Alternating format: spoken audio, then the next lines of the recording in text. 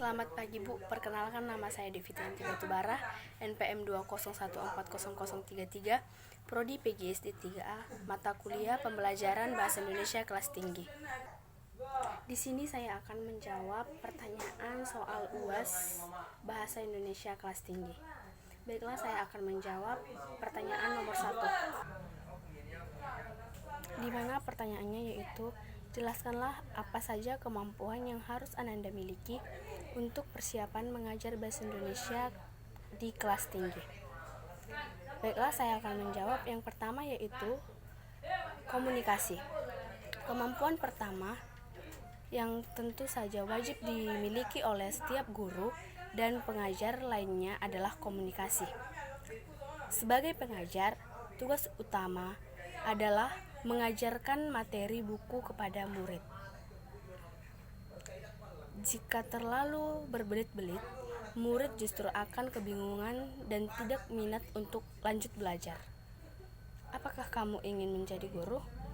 Jika iya, kamu bisa melatih kemampuan ini dari sekarang, yaitu kemampuan komunikasi. Jadi, menjadi calon seorang guru, kita harus memiliki kemampuan komunikasi. Yang kedua yaitu kreativitas. Berapapun umur murid yang diajar, seorang guru harus memiliki kreativitas yang tinggi. Mengapa begitu? Pengajar harus selalu memastikan bahwa muridnya tetap tertarik di dalam ruang kelas, agar lebih mudah bagi mereka untuk menyerap materi yang diajarkan. Sebagai contoh, kamu ingin mengajarkan Bahasa Indonesia dengan topik dongeng. Untuk anak kecil, materi tersebut sangat menarik. Nah, kamu bisa coba menggunakan metode tersebut dengan bernyanyi ataupun diskusi anak-anak, lalu menggantinya sebagai lirik dengan bernyanyi, sebagai dongeng-dongengnya dibuat dengan lirik nyanyian. Yang ketiga yaitu percaya diri. Kemampuan selanjutnya yang harus dimiliki oleh guru dan pengajar lainnya adalah percaya diri. Seorang guru harus bisa mengajar dengan tingkat kepercayaan diri yang tinggi, agar dapat menanamkan kualitas tersebut ke muridnya.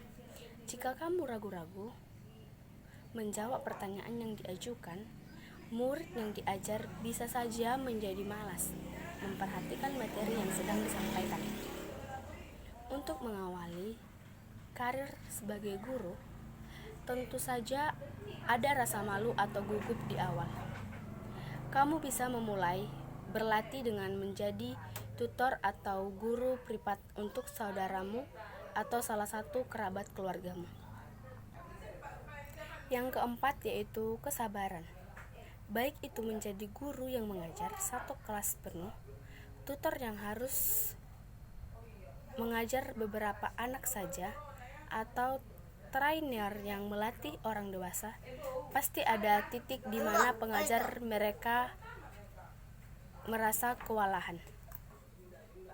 Maka dari itu, salah satu kemampuan yang harus dimiliki oleh setiap guru adalah menjaga kesabaran. Pengajar dengan kecerdasan emosional tinggi biasanya lebih mahir dalam menjaga kesabaran. Mengapa begitu?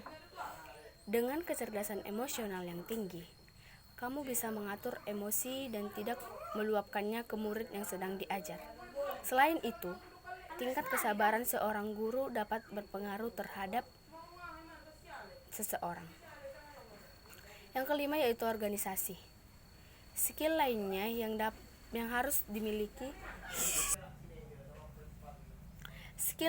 harus dimiliki adalah mengorganisasi apapun itu yang terkait dengan proses pengajaran.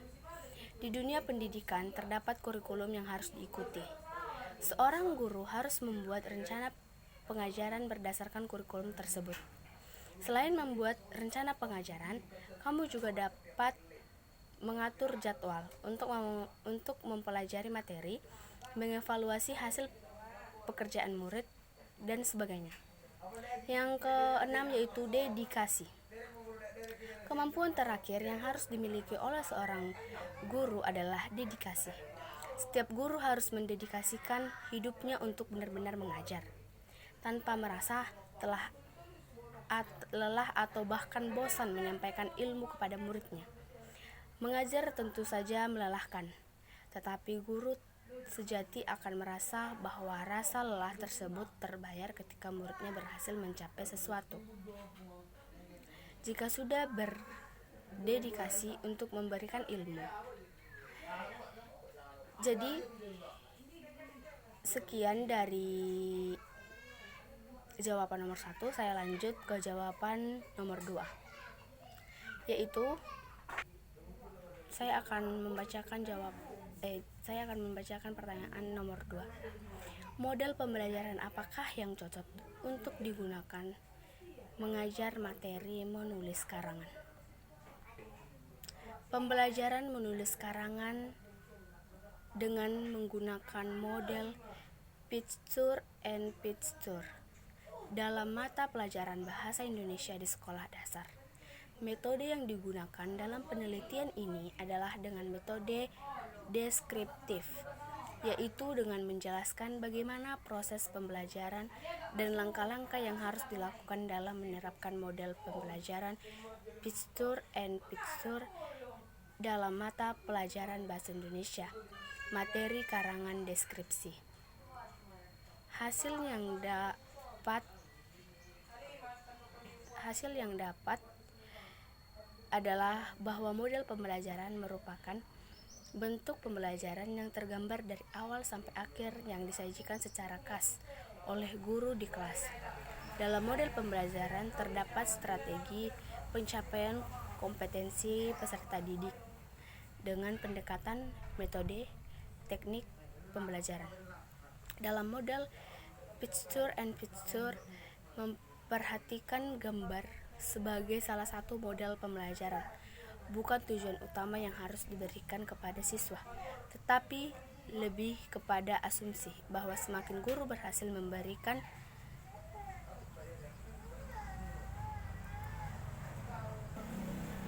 stimulus gambar, maka diharapkan siswa akan mendapatkan manfaat yang lebih banyak dari gambar tersebut. Baiklah, sekian dari jawaban pertanyaan soal UAS saya. Saya ucapkan terima kasih.